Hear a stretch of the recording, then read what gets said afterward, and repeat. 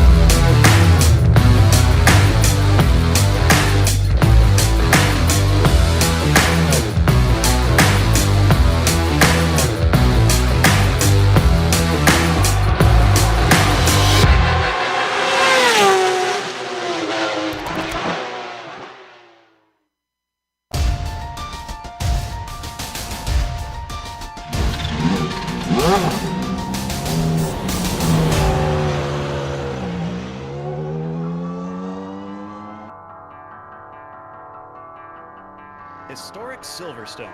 For nearly 3/4 of a century, this circuit has been hailed as the center of British motorsport. Filled with moments in history familiar to many a race fan, our competitors today will attempt to add to those in their own way. We'll see who walks away with fond memories as we get ready to watch round 6 of the Racing Edge Esports Championship. And we'll see it all live here on the Global Sim Racing channel. Hi, I'm Joe Peak, and with me in the booth is Samuel Ryman and Peter Mackay. Behind the scenes is our director, Sean Crackers Ambrose, and he's using cameras provided by Dougie Beer. The Silverstone of the mid-20th century, when races first began here, certainly looks nothing like what it does today. For a quick rundown on the venue as it stands in modern times, let's head down to our track guide.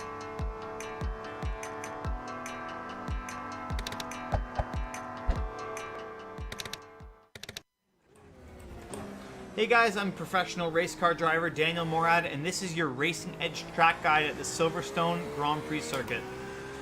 So we head through Club Corner onto the start-finish straight. We cross the stripe to start the lap, heading into Abbey Corner, very fast, slight dab of the brake, off the throttle, and back to power. Very fast section as we go right to left. We spot our braking point around the 100-meter board. As we head into the loop now, down to first gear, very important to get a clean exit as we head onto the Wellington straight now.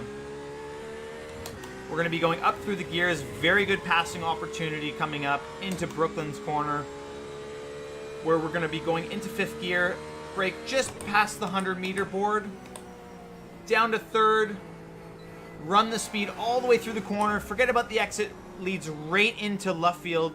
Almost a double apex corner here. We have to watch for the oversteer and exit. As we exit the corner, we head towards Cops. Another very quick corner. We're going to be approaching in fifth gear, braking just past the 100-meter board, down to fourth. Watch for the exit. You don't want to run wide there because you will get a slowdown penalty. Now we have the run down to Maggots, down one gear, into Beckett's now, down another gear. That leads us through Chapel and onto the Hangar straight now, where we have another great passing opportunity where the slipstream is going to be important. We'll temporarily dip into sixth gear, braking just at the 100-meter board. Watch for locking in the RSR. Third gear, have to watch the exit because there's another slowdown penalty that could be had there. Braking just at the 100-meter board, down to second gear as we head into Vale. And in through Club, you have to watch the rear. The tires will go off throughout the race. That's something to watch for, and that's how we close the lap out here at Silverstone Grand Prix circuit.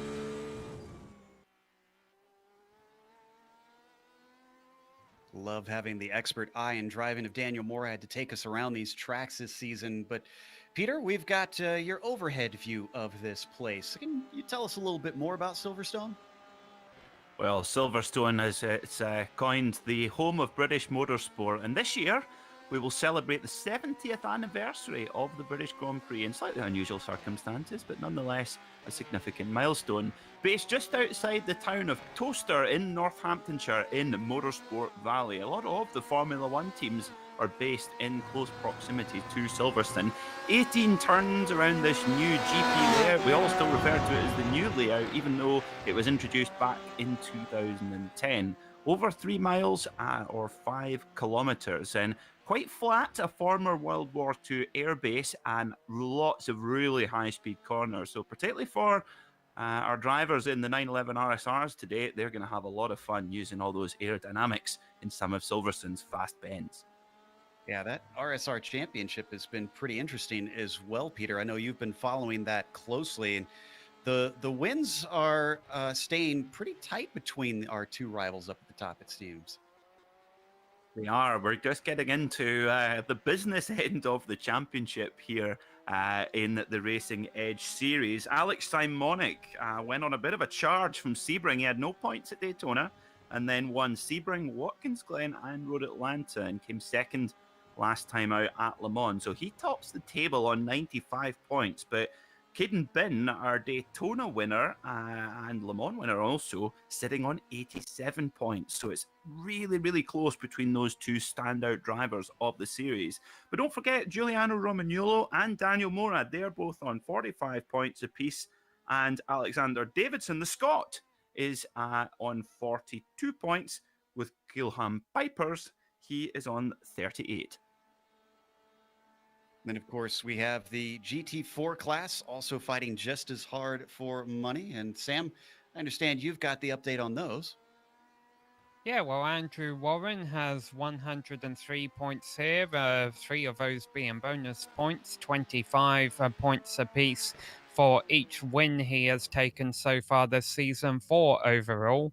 Michael Morley, Michael Broomhead and Sam Fellows have been regular frontrunners throughout the season. However, ever since Andrew Warren's came along, nobody has been able to take a W, and so they're all still chasing him and trying to beat him as they come here to Silverstone. And we're well into the season now, so why don't we go over today's race details? Not much changes from week to week in this series. We're in round 6 out of 8, and then we have a finale 9th round where the top 10 are eligible to compete in that. There's the 2 different classes, the Porsche 991, that's the GTE class, and then the 718 is the GT4 class.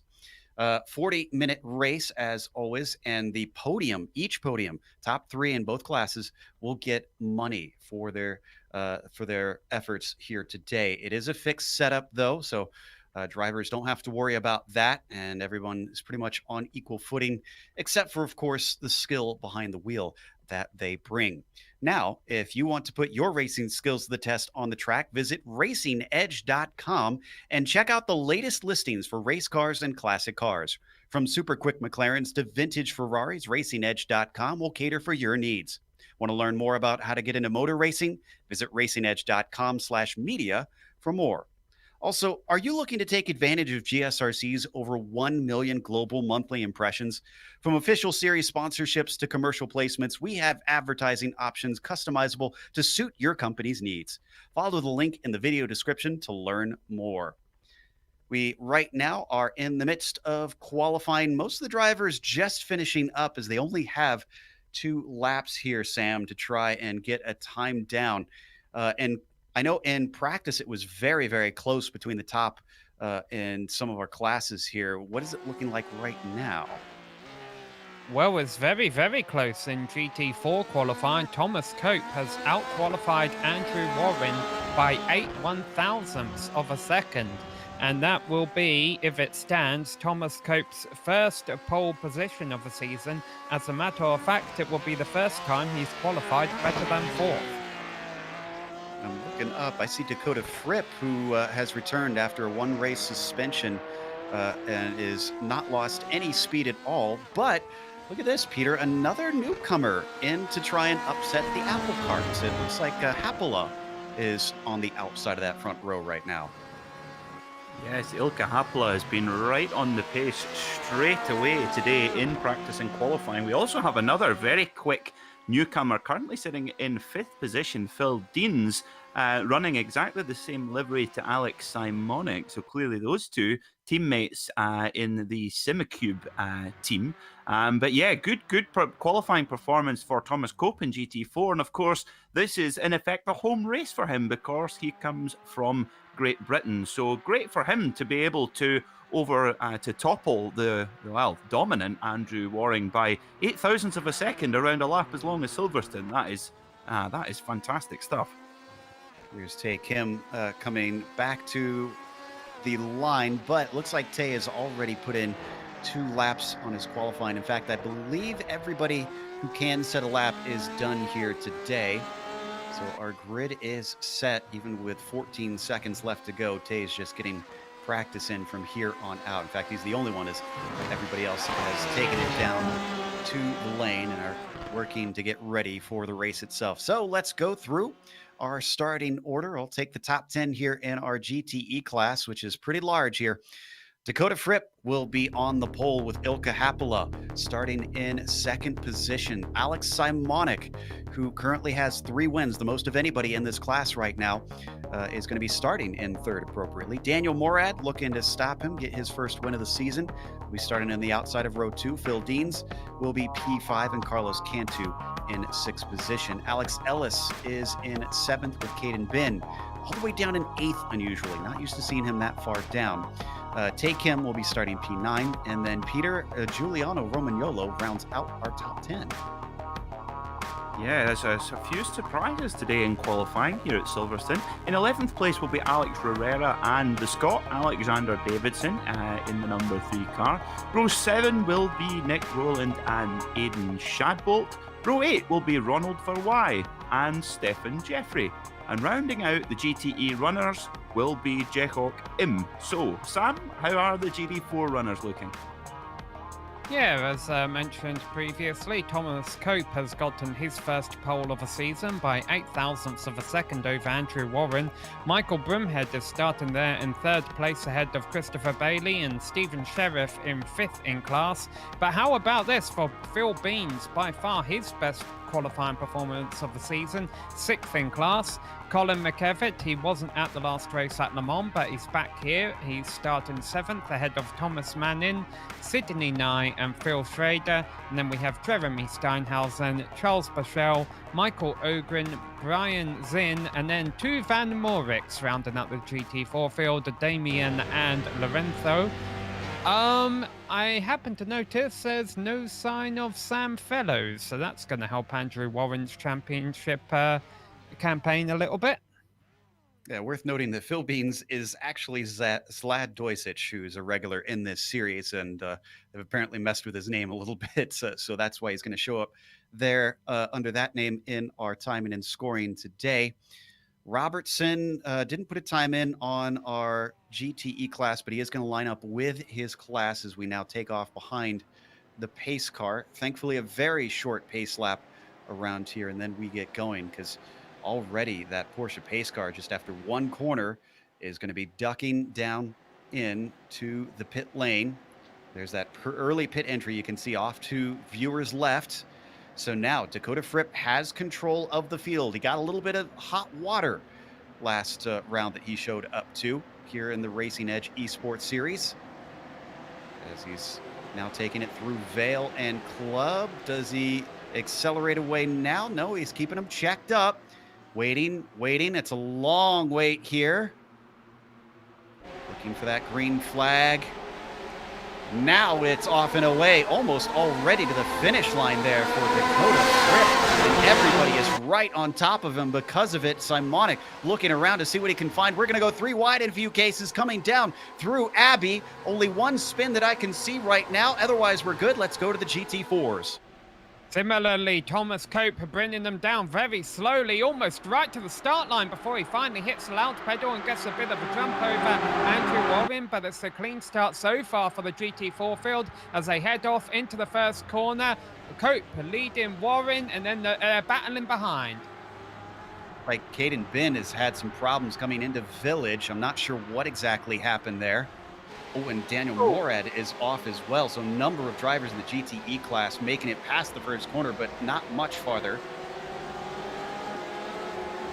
An eventful start to this race for our GTE runners, but for Alex Simonik, this is ideal. Look at that. He is there flanked by 2 of his Simacube teammates. So that is the ideal scenario when he's battling for a championship, because he's got not 1, but 2 alloys when trying to fend off Caden Bin, who is nowhere to be seen right now. So whatever problems he's had, it's dropped him right to the back of the pack of this field.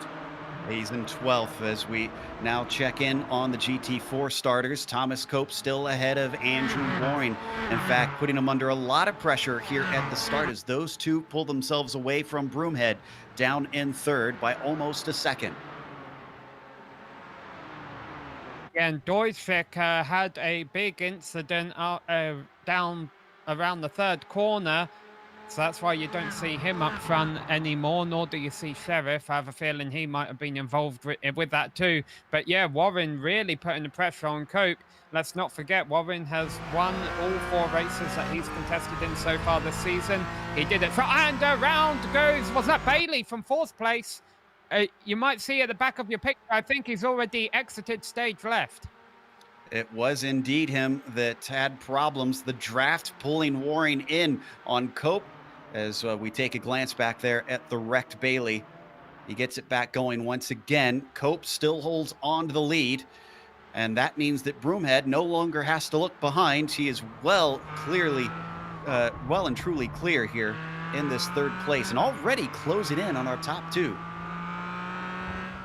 Good start as well from Cantu as well in the number 27 machine. He's got away with the leaders in 4th place. He's had a couple of eventful races in the past, but good start so far to this race here at Silverstone. And the thing here at Silverstone is that it's the only FIA Grade A circuit, so it's got a lot of runoffs. So if you go off track, you can rejoin usually without too much of a fuss, unless, of course, you've made contact with another car. But lots of overtaking opportunities as well. So let's see how our GTE runners are doing. It's Fripp from Simonic from Deans, and Deans has let Simonic through, or Simonic has made his way through on his own merit. But this is an ideal scenario for the number 250 driver, our championship leader. Absolutely. And with his teammates around, you have to imagine, even though they probably want the money, I don't think they're going to be interested in wrecking his chances of coming away with a championship itself. They're going to stay in order as they swing it down through Stowe. Behind them, a little bit of side-by-side between Alex Ellis and Carlos Cantu. Ellis trying to hold off Carlos, who has been charging through the field, and he's going to do it successfully here down into Vale.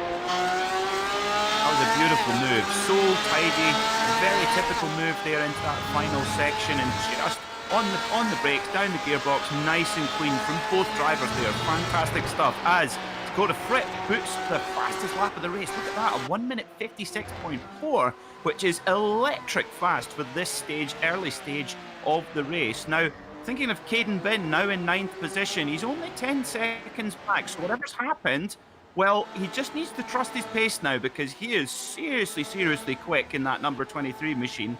And I think if he just keeps his head down, calms down, he's got 35 minutes. And as far as the championship's concerned, he just needs to try and limit the damage.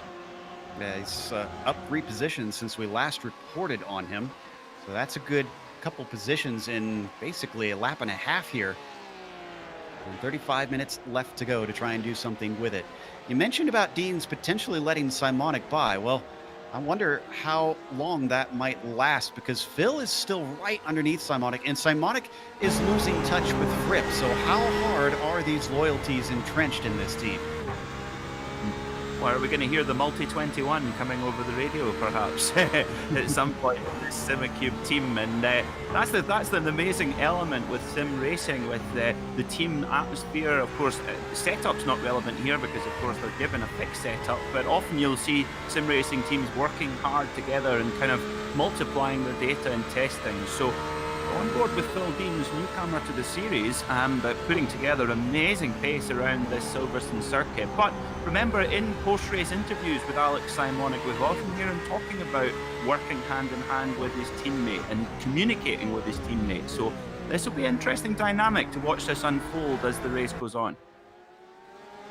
And still having to deal with that teammate in the Porsche GTE right behind him, giving him no room to relax as they complete lap 3 and now into lap 4 of this race.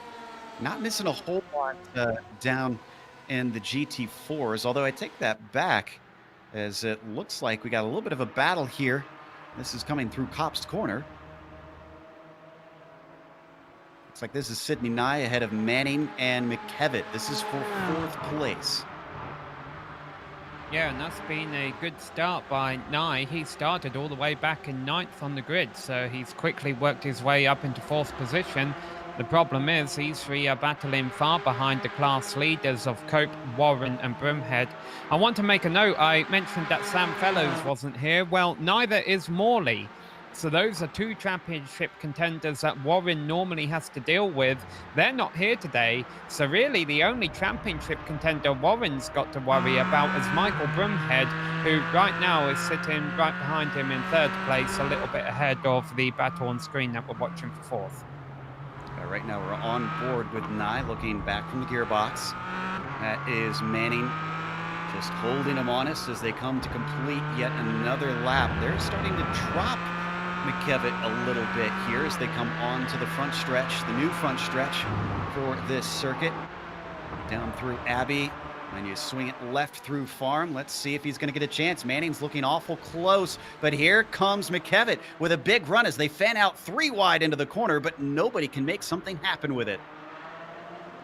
The joy of Silverstone, this new layout. Normally when circuits get adapted from their original layout, often they meet with a lot of criticism, but actually I have to say the designers of this 2010 refresh of the Silverstone circuit done a great job, because there's so many great opportunities to overtake in those in that new section there as we head up towards Brooklands, heading past the prestigious British Racing Drivers Club, or BRDC as you might have heard it, that have owned the circuit since 1951. McKevitt takes his spot. Oh, and he's looking for another already. 2 positions in 2 corners. And he might actually get it as he gets to the inside of Sidney Nye here. They go through Woodcote down past the old pits, which is now the support pits, up to Cops Corner. He's got the inside. Nye starts to get a little bit of momentum back, but on the brakes. Look at that. Very brave from McKevitt. He blocks off the apex, and he's going to have the position. Yeah, so this seems a bit more natural for McKevitt to be up in 4th place, getting his way towards the front. Now, even though his results this season have only been 6th, 10th, 6th and 9th, don't forget he was running 2nd at Daytona until he had a spin. He has run into a lot of bad luck this season, so it's nice to see him running up in 4th place right now. Maybe luck can swing his way today. So as we hop up to the lead, Thomas Cope suddenly finds Andrew Waring all of them that closer. In fact, less than a car length behind. Look at the number 64 car just through the windscreen of Andrew Waring, who we ride on board with. Now, don't forget, we can't see it in here, but he's got Michael Broomhead still looming back there, ready to try to take advantage if these two start to tangle. Yeah, but they've got a tiny bit of a gap over Broomhead right now, so this is the ideal time for Warren to attack, where he can try and do something, and if it doesn't work, he can retain 2nd place. But as I say that, Broomhead is much late on the brakes and the lead-in pair into that braking zone and runs them both back down. Cope a bit wide on the apex there, and that's not a good place to do it, because Warren could try and make something happen down the Wellington straight, although it looks like Cope's able to get a good exit and pull away from him just enough to maintain the lead for now. Not close enough, even though it's heavy braking down here into Brooklands. You can see them staying in line. Cope, your leader. A little bit of a peek to the inside from Waring, who is in 2nd, and Broomhead staying in P3. So for all that we were lavishing praise on Caden Bin and his march forward, he's been having a bit of a battle back and forth with Aiden Shadbolt, who is not giving up, and he's been stuck in 9th place, had another go at it just now and couldn't quite get past. Actually, if we want to hop over to that, I think Ben's got another look here potentially. Oh, these two are very close on screen. I don't know where to look here as they come up to Maggots and Beckett's. Looks like they're going to stay in order. I can tell you that Caden did manage to get side by side, almost gets pushed out though through Brooklands. It must be very frustrating for Caden Bin not being able to get by here. He knows he's got pace in underneath that car, but interestingly, in qualifying, in practice, my apologies, he was a little bit behind the front runners of Fritz, Deans and Simonic, actually, more than we've seen at other circuits. So it could be that just Silverstone is a bit of a bogey track for him. That is over a series of this length. It is possible that a driver might just have a circuit that they don't particularly enjoy as they head through that section of Maggots, Beckett's and then Chapel, which Lewis Hamilton says is his favourite sequence of corners anywhere in the world. But now, this is the thing about the 911 RSR. There's really, really good draft potential, so we should, hopefully, before Caden Bin, see him getting the draft. And here goes then as we head down towards Stowe Corner, gets up the inside, good move. I don't know if it's done yet. Holding the long way around. Shadbolt stays with it. That's going to give him the inside into Vale. And as they both get on the binders, it's not done quite yet. He keeps it to the inside through Club. Aiden is not going to give it up. Neither is Ben. This is going to possibly come to tears if they keep this up for too long. But look at the room and respect that they are giving one another. They come down to Abby. Quick right-hander. And then into the left-hander of Farm once again. Caden Ben still struggling hard, using every inch that he can to try and take this position away. And now they come upon lap traffic. Finally, he gets it done. Oh, and a wreck in front of him. Oh, this is not where Caden Ben wants to be, but like you said, Joe, brilliant respect between both drivers here. And it reminds me of the opening race at Daytona where he had that battle with Nico Verone. Just good racing room, running side by side. But that is Silverstone, just a most magnificent circuit for both cars and motorbikes to race wheel to wheel. That was Bailey who got tipped around, and he gets going once again. All this action that's been happening, Sam, we haven't been able to go to you for a big implication on the lead battle in GT4. Yeah, well, shortly after we cut away from it, Andrew Warren got it wrong at Chapel. He ran off track. That's the corner they're going around right now, this little left-hander kink that leads on down to the Hannah Straight. And that means Warren had to serve a slowdown penalty. He dropped back to third place. And Broomhead made a mistake a couple of corners later and lost contact with Thomas Cope. So now first, second, and third are spread out a bit. But quite significantly here, this might be the first time that Andrew Warren has been defeated this season, although we have 26 minutes left to go, so who knows what can happen. Now, if we missed something on screen that you want to know what happened, you can head over to gsrc.tv for all of our live timing and scoring. These are the leaders going through right now. And we also missed this change. Phil Deans is now up at the top. Simonic's still in second, but Fripp has gone from first to third for some reason. He's gone to the back of the pack, perhaps, but the thing is that the draft is so important. We here at Silverstone, as they make their way through the traffic with good precision here, the draft is so big at Silverstone in these RSRs, and we're just getting a replay here. We're going to see the pass for the lead here as we head into turn 1 and 2. Heading into the new complex here. Phil D. Oh, maybe got a slowdown penalty, yeah. Perhaps. If he got either a slowdown penalty or a deliberate slowdown to move to the back of the pack. He says, I've put enough hard work in. I'll just move to the back. So, back to our GT4 leaders with Sam. Yeah, well, all of this traffic going by has really closed those gaps back up. The top three were spread out. Well, now they're all nose to tail once again. It remains Cope, Broomhead, and Warren. There hasn't been a change in the order, but there's definitely been a change in the intervals. There's about half a second between Cope and Broomhead, and pretty much the same distance now as they come through Cops between Broomhead and Waring. Ooh, a much better exit, though, from Michael in the number 5 car as he approaches Thomas Cope. Takes a little bit of a peek, but can't quite do anything with it. Broomhead driving the number 5 with the Union Jack all over his car. I have to imagine that there might be a little bit of significance with those two together. Yeah, absolutely. Battle of Britain there, and it kind of, whenever I see a Union Jack all over a car like that, it reminds me of the Austin Powers Jaguar, actually. That's what it kind of reminds me of. But riding on board, it was interesting riding on board with Andrew Waring, and you could just see some of the GTE runners going through there. And bearing in mind, you're running with more or less the fastest driver in the GT4 pack, and then the RSR 911s go past, and they're loud race cars as well, and they go past like you're in slow motion, and I can imagine that must be terrifying for some of the GT4 runners when the faster cars come through. Now, with this combination on Broomhead's car, I'm getting a sense of Mansell mania going on here, and off the corner as a little bit of a better exit with Waring, who we ride on board with. That is the last of our GTE leaders, Shadbolt, coming through. No, excuse me, actually that's down to 9th for Shadbolt, just similarly liveried. They come up to Village once again. Oh, is it a little deep there for Cope? He was braking very late into that right-hander. Well, I think Cope was kind of forced offline because of the GTE traffic going by. Oh, another bad exit from Broomhead there, and that might open him to attack. But they have all these GTE traffic trying to go round them 4 wide. And barely managing to sneak through. That's Alex Herrera, who's in a fight with Stefan Jeffrey for position. Jeffrey blinking a little bit, and a bobble through the corner is going to hand it over to Jeffrey, who takes that 10th place away. This is making all kinds of headache for our GT4 leaders. Cope still up in front of Broomhead, in front of Waring. I'm amazed they haven't changed position in all of this. Cope running very wide there, coming into Luffield, coming out of Brooklands and into Luffield there. Did well to keep that going. In fact, the 2 cars behind him, Broomhead and Waring, getting a little bit checked up there. And Waring goes by into 2nd place.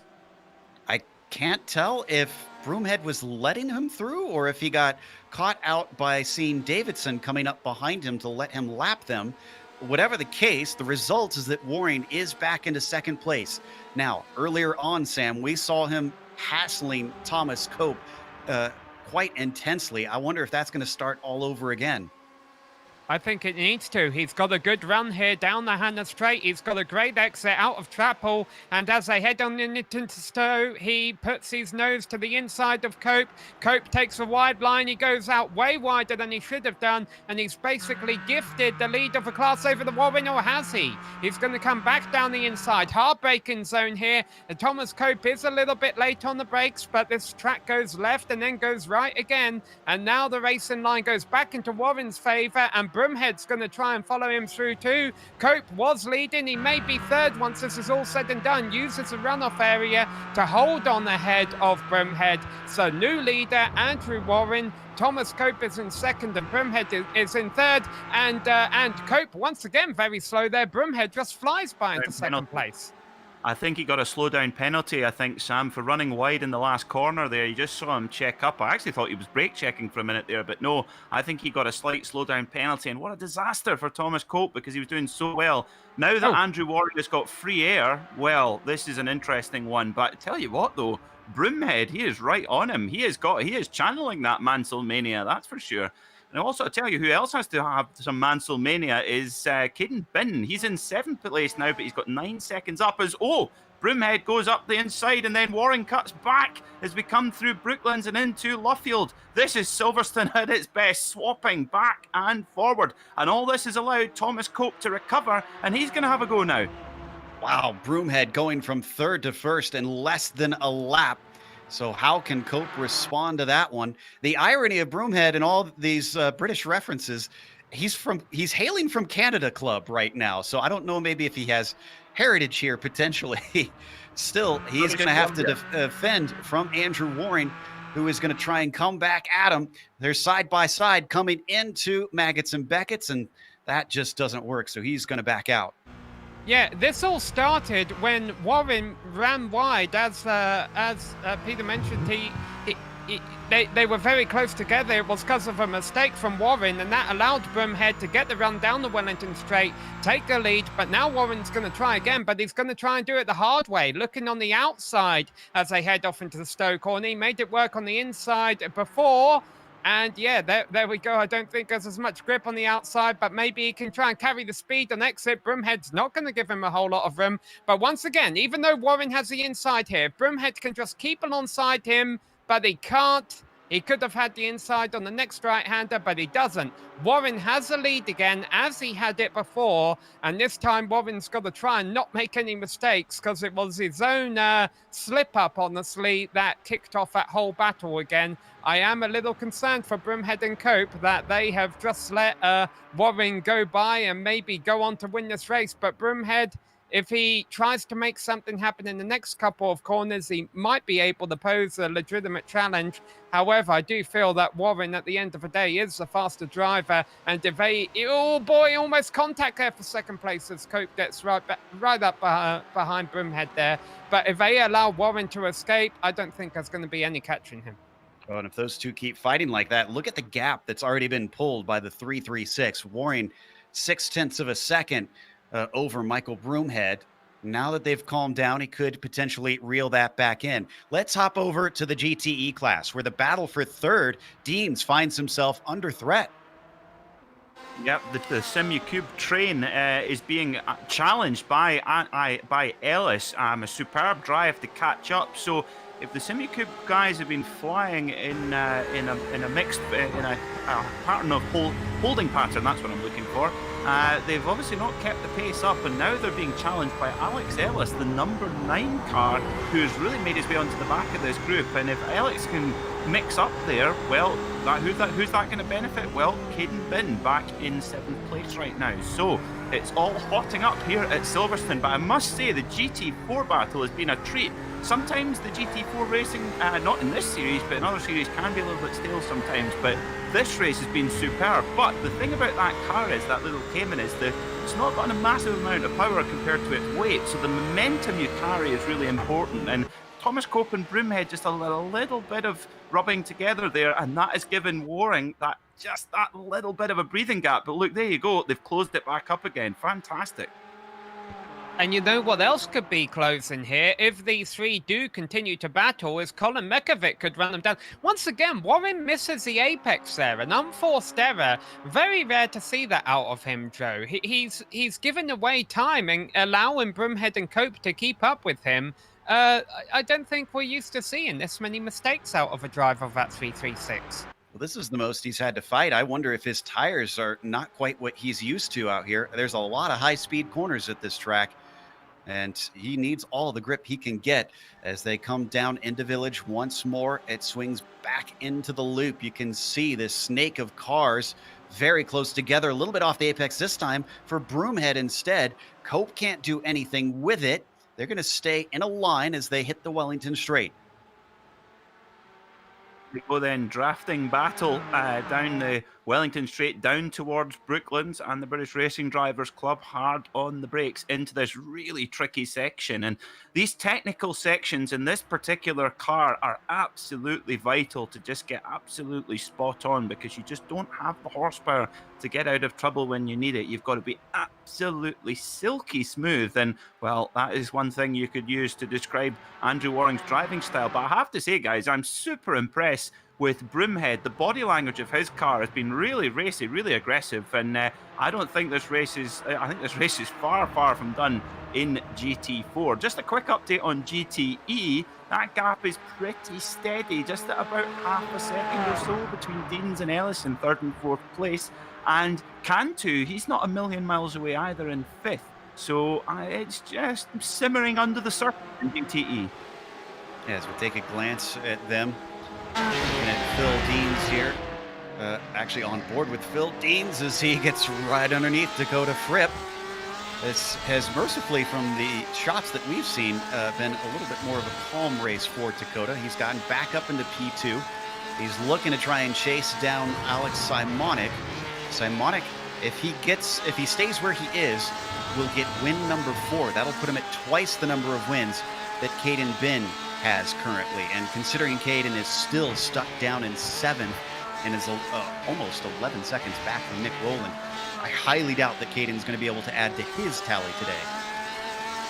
Well, for Caden, he's just got to make sure that he just gets the maximum amount of points he can following that little bit of an incident on lap 1. Just damage limitation, and as we've seen many times in this Racing Edge series so far, that there can always be controversy, there can always be incidents, so there's still a long way to go in this championship. And for him, the main thing is not to get frustrated and just try and bag as many points as he can. Just trust his pace, because he is one of the fastest drivers. As we see big traffic, oh no, that is just the wrong place for the 3 SimRacing guys. That's not good news for Alex Simonik, but they all come through in formation there, and Ellis, who's not far behind, he's well in draft range there, but very busy traffic here at Silverstone.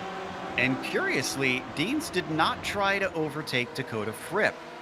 So that seems to pay credence that there are some sort of team tactics going on here. And indeed, you are right about Alex Ellis. This SimRacing liveried group is suddenly joined by an interloper. The number 9 is only half a second back as we ride on board with him. Yep, he's the great driver, best driver of the season so far for Alex Ellis, I would wager. And yeah, the thing is, Dakota Fripp and Deans, they are providing the perfect roadblock, they're basically providing a protective bubble around championship leader Alex Simonik. And to be honest, that is just a dream scenario. Poor old Caden Bin and most of the other drivers in this series are all on their own. And I tell you what, I can't say how much of an advantage that is for Simonic to have those two rear gunners, basically, effectively. So, ideal conditions, but he's got to get his way through all of this busy GT4 traffic and waste absolutely no time going past that wins machine there into Maggot Spec and Cops. That's one of the GT4s. The wins GT4 came into the wall there. I'll need to get a replay of that, see what happened there. Zinn got tipped. He didn't hit anything, thankfully, but that was one of our leaders in the GTE class going through. I wouldn't be surprised if we saw a penalty. I think it was for Phil Deans that caught him. I think it might have been Ellis, perhaps. It's hard to say.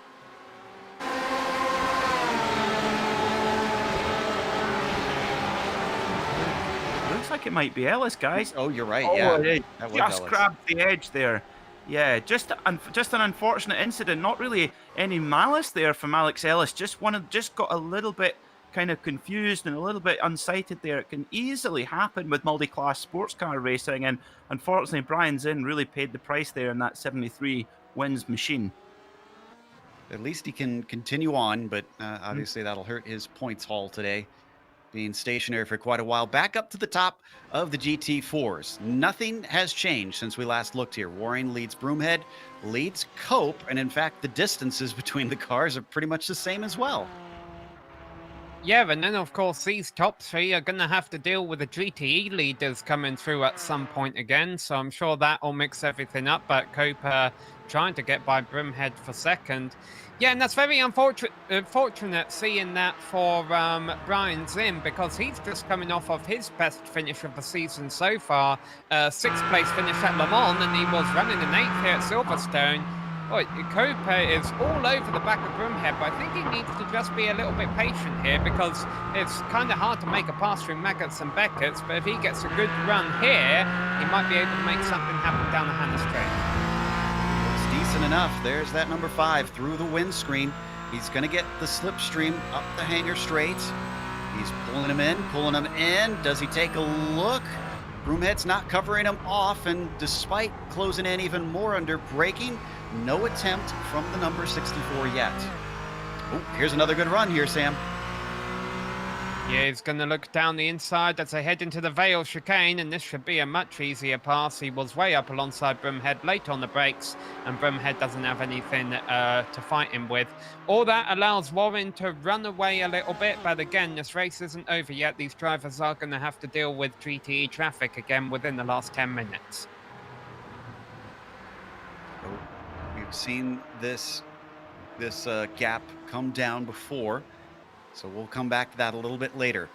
Actually, we might see them sooner rather than later, because as we jump over to Cantu, J.C. Ellis for P4, they're only a few corners behind. This is going to make it awful tricky when all the leaders suddenly barge through on our GT4 lead battle. Yeah, all of a sudden it's bunching together, and the thing here is that Ellis and Cantu, if they can, they've got to work together. They've got to pair up and ally here, or as our colleague Richie Hearn says, be dancing partners with one another and help with the draft. So for benefit of our viewers, basically there is an amazing benefit. If you've got a car in front of you punching a big hole in the air, it lowers the resistance on your car and therefore increases the speed. As we're coming up to our GT4 leaders, this traffic here could really shake up the order in GTE for sure. But I have to say, for Thomas Cope in GT4 and that number 64 machine, he's got to channel that Mansell Mania, that 1987 Mansell Mania where he chased down Nelson Piquet, just putting in qualifying lap after qualifying lap. Well, that's what Thomas Cope needs to do to get the win here. But Andrew Waring is looking very, very strong so far. But all happening here with both our GTE leaders and GT4 leaders on track in the same spot. When Waring is dealing with both Cantu and Ellis having to go by in the Maggots and Beckett's sequence, he's going to be able to get through. And actually, Cantu with a much better exit off of there as you see them come down the Hangar Straight. That is Ellis and the darker blue machine, with the lighter, the more vibrant blue being Cantu in the number 27. Yeah, this is actually spread out the GT4 leaders quite a bit here, Peter. Cantu. Oh, have we got one of the Caymans off there? Cantu, most of the season was running the Porsche factory colours on the GTE car, but come to this race with his own custom schemes, and we've seen quite a few lovely custom schemes in this series. Yep, that was one of the Van Moriks that was off and able to keep going on his own as we continue to follow the fight for what is 4th place behind Simonic, Fripp, and Deans, who are still flying in formation, as we said before. Not really changing much there. Fripp about 9/10 of a second off of Simonic. 7 minutes left. He's going to have to turn it up if he wants to take the win away from his teammate. An update on Caden Bin. He's dropped back again, so there's something not right at all either. Just not comfortable with this Silverstone circuit for Caden Bin in the 23 machine. Or there's either something wrong with his car, or he just really does not get on with this Silverstone circuit, because he's run up the front in every single race so far, but he's now back in 8th place. So this is huge for the championship. I went and checked, and he got a slowdown penalty out of Chapel. So not the first victim of that at this track. Certainly won't be the last. So you see him coming on to the support pits, still having to redo all the work that he had done before to get up to 6th place, as he just gives enough room on the exit of Copse to Broomhead. Yeah, I want to give an update on GT4 as well, Joe. Jeremy Steinhausen, I believe he was running quite solidly in the top 10. He got ran into by the GTE car of Roman Yolo when he came up to lap him, and Steinhausen crashed into the wall and has had to go to the pits. Well, Roman said YOLO, and unfortunately he was the one that kept living. As we now watch Ronald being chased by Caden Bin. He's got it down to 0.3 of a second. This might be as far as he goes if he gets this pass done. He's looking around the outside coming into Vale, and he's not far enough alongside to try and pull something here. Still alternate lines between them. This is going to make it tough for Vervige. Is this going to allow Ben to get the shot that he wants? Not quite. Well, Ronald Verwij, the Dutchman, is just being an absolute. He's got that, making that 911 RSR super wide, and for Caden Bin, this is just a disaster for him, for his championship aspirations. He knows he's quick, but just not coming together today at all. And Ronald Verwij basically making that car so wide and making this super difficult and keeping him back at bay. And I have to say, for Caden Bin, with Alex Simonic right at the front, it's just not good at all. And certainly Simonic, he's there on merit though, don't forget. He's up there at the front. He might have his 2 rear gunner teammates, but they're still running the best pace of anyone by far. This is our best battle on the track right now. Only 5 minutes to go at this point. And Ben, just a racer at heart, is doing everything he can to try and make up for what was a miserable start to this race, and hasn't really seemed to improve all that much, with mistakes costing him through these 40 minutes. Nothing doing coming out of Copse as they come down to Maggots and Beckett's. I imagine he's going to try and set himself up for the exit out of Chapel. Yeah, beautiful to see these cars flow through that section, left, right, using all the grip, both mechanical and aerodynamic. And of course, the noise, this symphony of these flat 6 normally aspirated engines, absolutely beautiful, ripping down the hangar straight. But of course, this car now being retired and replaced by a not quite as sonorous twin turbo machine that actually made its debut here at Silverstone back in August in the World Endurance Championship. Another look. Last time this didn't work out for Ben. Oh, but this time much better over-under. Unfortunately, it puts him on the outside of the next corner. Even still, he finds the grip way around the outside as they come onto the main straight. This is going to give the inside to Ronald, the number 16. The question is, can he hold on? Ben turns in on him, and he's going to take the position away. Caden Bin will not be denied, and he moves into 7th. High risk, high reward there from Caden Bin. My goodness me. That was a decisive move. He was coming through whether Ronald Verwij liked it or not. Good move, and that could be big for the championship later on in the season. 2 more to go when they come back to the start-finish line. Simonic ahead of Fripp, ahead of Deans. still in the position they've been for the majority of this race now. Fripp has closed this in, though. This was up to 9/10 of a second. Now it's down to 3/10 of a second. My question on this is, because we keep bringing up the team orders thing, Peter, I wonder if this comes down to let's stick together, don't fight for the majority, and then when it gets to those last laps, its gloves go off.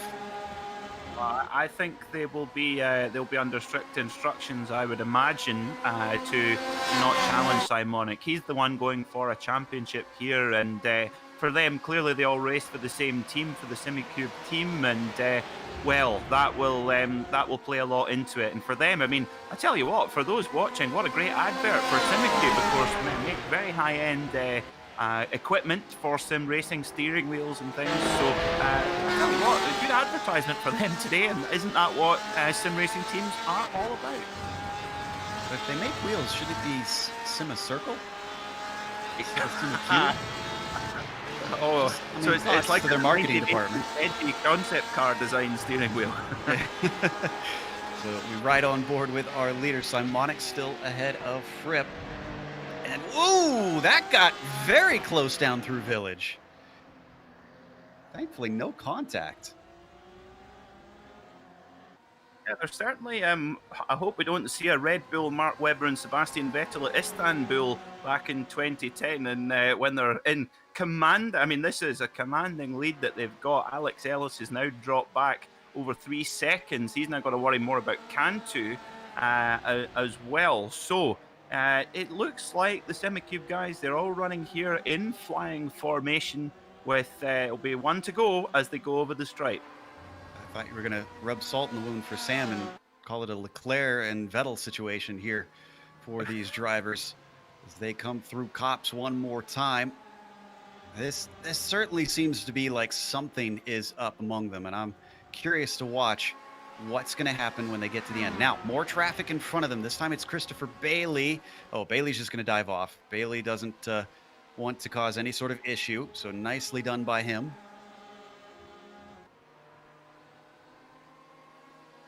Now back onto the hangar straight. They've got just enough time to get to the line before this 1 minute winds up. They'll get the white flag out. And then that will be it for 40 minutes of racing. But the question is, who's going to be our winner? Not missing anything down for the GT4 lead. Warling is whole 2.5 seconds ahead of Cope. Broomhead has fallen way back, nearly 5 seconds from the top two. Big slide coming through club for Dakota Fripp. And is Dean's going to try and pounce on this? Well, maybe a bit of bragging, inter-team bragging rights now. They might have an order to make sure that Simonic wins for the benefit of the championship, but second and third, well, that might be fair game. So let's see. Maybe we're going to see a little bit of civil war here between Fripp and Deans here at Silverstone, and maybe this is the battle we've got to think about for between second and third. So all of a sudden, Simonic's his rear gunners are now bickering between one another. That was Damian Van Morik who let them through lap traffic within their class as they approach Zin. And Zin's already had issues with the leaders coming through. He holds off to the right side, probably trying to give them as much of a berth as possible to not suffer the same fate. And thankfully, he's not clipped this time. Warren just coming to the line now himself, about half a lap away from our GTE leaders. There is Cope behind him. You can see him. He does have to stay honest here. Warring cannot make a mistake in this last lap if he wants that win. Let's head over to our GTEs one more time because they come up to the hangar straight, and this will be the decisive moment on whether or not there's any sort of orders here. Simonic's got a good enough gap. I don't think Fripp's going to have a chance on him. Deans doesn't look like he does either. Unless someone gets a monster run coming out of Stowe here, it's unlikely we'll see any sort of passes in these last few corners. Way off the exit there for Phil Deans, trying to extend it out. And that's going to hurt him, actually, because I think he got a slowdown penalty from that. So Alex Simonic once again returning with a lot of speed and taking win number 4 here today at Silverstone. Absolutely flawless performance from Alex Simonik. Got away on lap 1. He had the protection of his teammates behind him, but I don't think it would have mattered. He really was the class of the field today, along with his SimCube teammates. And I have to say, my pound-for-pound driver of the day, Alex Ellis, getting up into 4th position. For me, his best drive of the season. Well done to the Canadian driver. Looks like in the end, Ben was only able to do 7th place. So heading over to Andrew Waring, Cope losing more time. It was 1.6 seconds, now up to 1.9. So Andrew Waring, who is looking to catch up to Michael Morley and take yet another victory, just a dominant performance out of 6 rounds. And out of the 5 that he has shown up to, this will make a 5-for-5 record. And talking about Charles Leclerc, certainly not falling victim to the current woes of Ferrari here in his 336. Andrew Warren, we got to talk to him a little bit about that livery last week. Looks like we'll get to pick his brain a little bit more, because as he comes through Vale and then through Club, easily taking the win, even though he had to fight a little bit for it. The 336 takes the top spot here today in England. Fifth place in the GT4 class, still up for grabs. So between Sidney Nye and Thomas Manning, this is only Manning's 2nd race for the series. Nye has been racing all season, had a rough start to the season, but has been coming on strong in the last couple of rounds. Will he be able to have a top 5 to show for his performance? It depends on how good of a run Manning gets out of a final turn. It's not good enough, I don't think. Nye is going to hold on the 5th place. Manning gets a nice 6 right behind him. And that is going to take us to the break for our broadcast. We are not done yet, though. We'll come back with the unofficial results as well as driver interviews. Stick around, because on screen you'll see all the upcoming racing here on GSRC.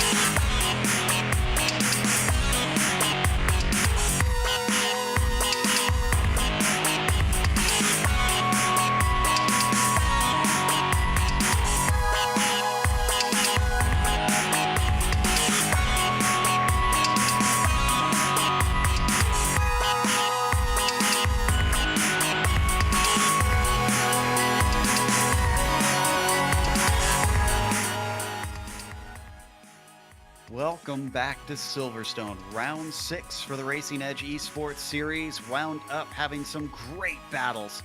But up at the top of the GTEs, we're not sure if it actually was a battle. Alex Simonik took the victory, starting from 3rd, followed home by his 2 teammates. Dakota Fripp was in 2nd, returning from his 1-race ban, and Phil Deans wound up in 3rd. Deans coming from 5th, so not a bad climb for him. Alex Ellis as well coming forward and taking 4th place. Nick Rowland. This is a quiet race that we really should have been able to give a little more credit, from 13th to 5th, but we just didn't have time with the action on track. Aiden Ben, unfortunately, we didn't get to go back and look at what happened to him that caused him to fall back at the very beginning, but he could only climb to P6 in the end. And then Ronald Vervage winds up in 7th. Aiden Shadbolt was P8 with Alex Ferreira in 9th. Giuliano Romagnolo went from 10th to 10th. Not the usual better results that we're used to seeing from him. Stephen Jeffrey was 11th. Cantu, who was fighting for a podium at one point, wound up in 12th. And Daniel Morad rounds out the top 13 that finished in the GTEs 1 lap down. Sam? Andrew Warren once again takes a win over the GT4 class ahead of Thomas Cope, a solid performance by him for second in class. Michael Broomhead gets third in the race, which, I don't know how thrilled he'll be with that. We might have a chance to talk with him. Colin McAvitt, after one race off, he comes back and places fourth, ahead of Sidney Nye in fifth place. I believe that's his first top 5 of the season. Thomas Manning, in just his second race of the season, finishes in sixth. And then we have a few drivers who ran into trouble during the race, but bounced back to score points, including Stephen Sheriff in 7th place, Michael Ogren gets 8th, Phil Schrader in 9th, and where it says Phil Beans in 10th in class, it's not him, that's actually Derzik was racing that car today. Brian's in, unfortunately he'll be on the outside of the points after his spin. He comes home in 11th place ahead of Damien Van Urik.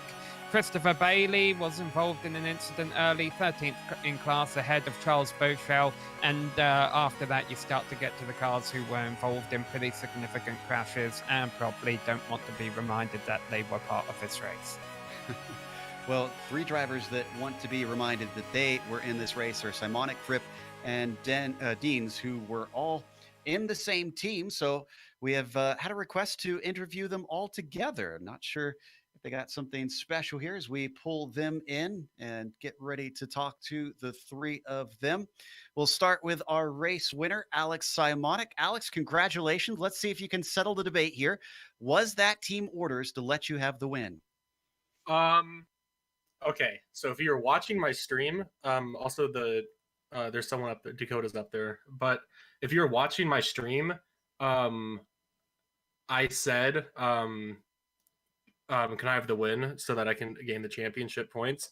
And then they all, Dakota and Phil basically said, like their tone was like, no. So we just started to battle it out more. But I think the only reason why I won that race was because of my experience in the Autobahn League previous, as you know, Joe. I used to do that for a while. And my skills with managing traffic has improved immensely since that league. I don't doubt it. That league is still the same in terms of managing traffic, I can tell you. Let's move down to Dakota Fripp, who is in 2nd place. A much better result than the previous round you were here. Dakota, you had a little bit of time to cool down from the stewards. How do you feel now that you've come back and returned on the podium? Yeah, it was a fun time. So managing the GT4 traffic was a little easier, of course, at this track than it was at Road Atlanta. So yeah, just fun to come back to the series and race with my teammates and friends. It was a joy watching you return and get a good result under your belt. And so let's head over to Phil then. Phil, you wound up in 3rd, but you 3 swapped around quite a bit at first. And it seemed like coming to the end, you and Dakota maybe had some thoughts about battling. Was it kind of gloves off for whoever took 2nd between you 2? Yeah, I think we were all fighting to catch up to Alex, but he was pretty much the strongest in the second half of the race. So I'm happy to come away with a 3rd on my debut in this series. So I'd say it was a good race. Absolutely. One last one with Alex before we let you 3 go. Again, congratulations on the victory. This gives you double the wins for Caden, and you've only got 2 rounds left. How secure do you actually feel, though? Knowing that I have Dakota and Phil to battle with, and Ilka Hapola to battle with for the last 2 races, it's going to be very difficult. My philosophy when I'm racing is just like slow and steady wins the race, not like go all out in the first few laps. But I feel like the next round is going to be even more intense than what it was here. I have no doubt about that. Well, thank your sponsors and who you need to thank before we let you go, guys. And again, congratulations on sweeping the podium.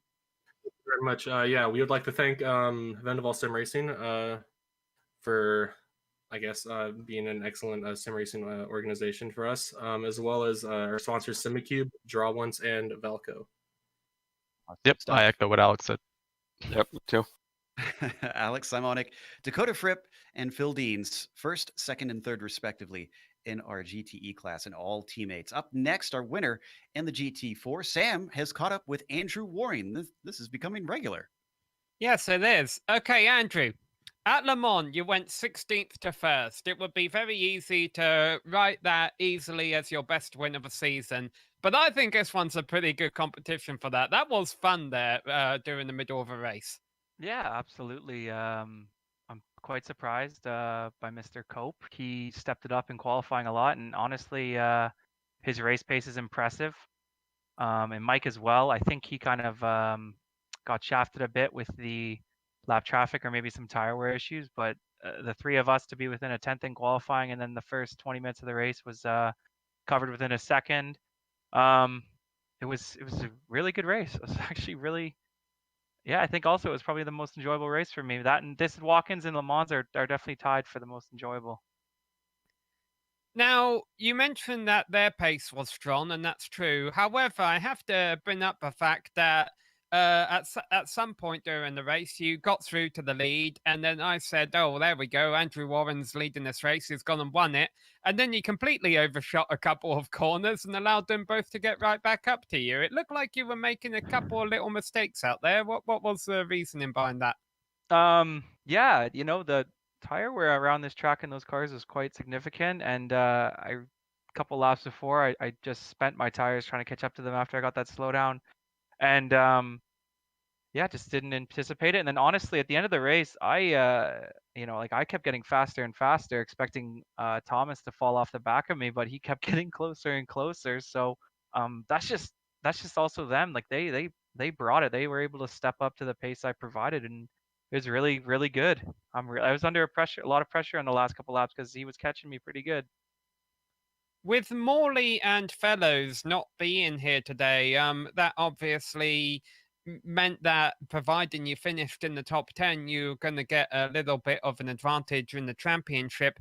Did that change your approach at all to the race today? Not really. Like one of the best parts about this league is being able to race the same guys over and over again. So when I saw Mike and Cope were here, I still knew it was going to be a great race, which is what I'm all about.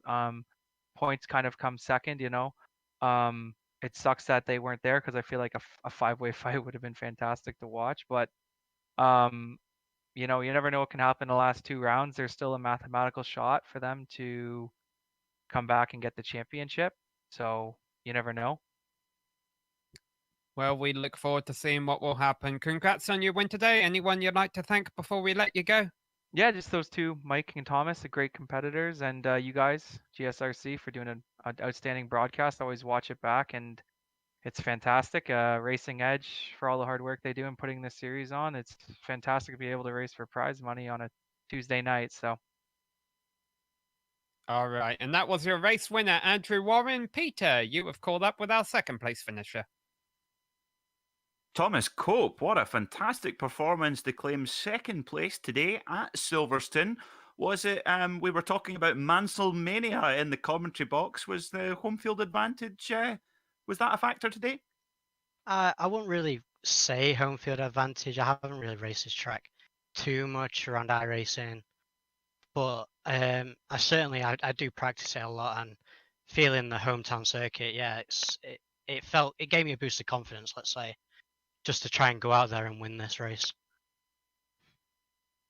You gave it a good go, and you've certainly kept us guessing with some fantastic livery options throughout the season. Tell us a bit about what was on your car today. So Geriatric Ginger Rick, who's the steward for this series, he's probably made about 80-70% of these car liveries, and I want to give a big shout out to him. He designed the birthday one and the one I have been running for the last couple of races, and this was just a little concept that he was working on, and I really enjoyed it. I really liked it, and it went so well. Being rusty, I've missed out on podiums. I've not been performing to the best. So I thought, change of livery, and I might get a change of look, and look where it's gotten me. It's put me on the podium, obviously. I'll have to be here to stay. Now, before we let you go, while you're live here on the Global Sim Racing channel, is there anyone you'd like to give a shout out to live on the broadcast? So big shout out to Ginger. He's made the liveries, and big thank out to Racing Edge for the series. It's really done me help and bringing my confidence up in the game. I'm really loving the competition, and obviously battling with Andrew like we was really good. and just shout outs to my family and friends who really support me and egg me on to do this sort of stuff. Oh, fantastic. Well, thank you so much for coming up to join us in the commentary box, and we'll see you hopefully next time as Sam is with Michael Broomhead. And let's see, Joe, you got something you want to say to Mike, or? Well, yeah, I have a big question for Mike right off the bat. I noticed that you hail from Club Canada, but you've got the British flag on your car and the number 5. Is that significant to racing at Silverstone, though, those two factors? Very keen eye. That's exactly why I'm number 5. And yeah, of course, you can tell by the accent I am from there. But of course, I'm in Southern Ontario, like a lot of the drivers here. But I just wanted to represent my my country in the home race, so to speak. Well, fantastic stuff. It was exciting to watch you fighting with both Thomas and Andrew. It seemed for a part of the first portion of the race, you were just kind of hanging back. Were you kind of watching to see what they would do with this one, or were you running at the absolute maximum pace? I mean, I don't want to big myself up, but yeah, I was kind of just watching what they were doing, just to see if anybody was going to do a lunge or anything like that, and I could, sneak away with something a little bit more. But of course, the pace they had was pretty good. So it was actually, I mean, it was hard to even just keep up with them and catch up a little bit. But once we had our battles, it was very clean, very exciting. Those guys were an immense drivers, really fun to drive with them, and it was just overly enjoyable. I mean, traffic was bad, but at the end of the day, still podium, so that's what matters. Of course, next round we head over to Barcelona. Have you had much time to practice at that track, especially with this GT4? I have not bought the track yet, so we're going to see how that goes. Well, you'll have to tell us, how you get along with that track, and hopefully we'll get to talk to you about it. Congratulations on a podium and some cash today. Anybody you want to thank before you take off here? Yeah, as always, the Elise Foundation, please go and check them out. It's a very good cause. But also go and check out the 7th Gear Over Rev show. I was on it. It was released today in podcast form. Please go and take a look at that. Have a listen. It's about sim racing and comparative stuff to the real world as well. So please have a look.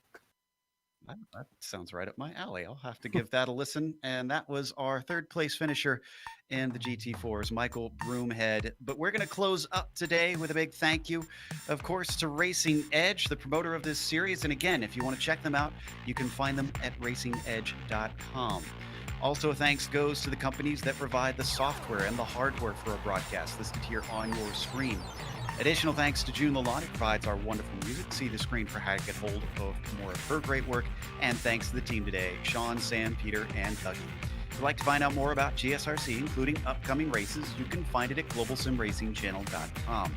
We're also on social media. Our Twitter is at GSR Channel, Facebook is Global Sim Racing Channel, and Instagram is GSRC_Graham. If you'd like to support us, check out our merchandise store. We've got a link in the description below. And while we're down there, make sure and hit the big red button that says subscribe if you haven't subscribed to our channel yet.